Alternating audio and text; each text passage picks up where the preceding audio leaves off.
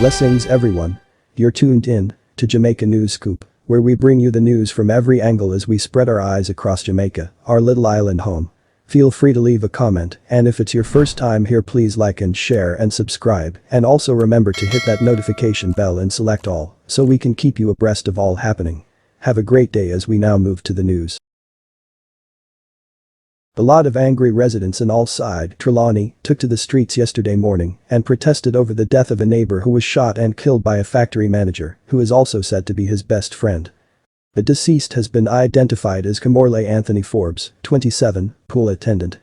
Reports by the police are that about 5:30 p.m. on Sunday, Forbes and two of his cousins were invited on the compound of the Spicy Hill Farm Limited by the manager. The group were reportedly having a drink when the accused allegedly shoved Forbes in the face. It is further reported that both men got involved in an argument and the manager pulled his licensed firearm and opened fire, hitting Forbes multiple times to his upper body.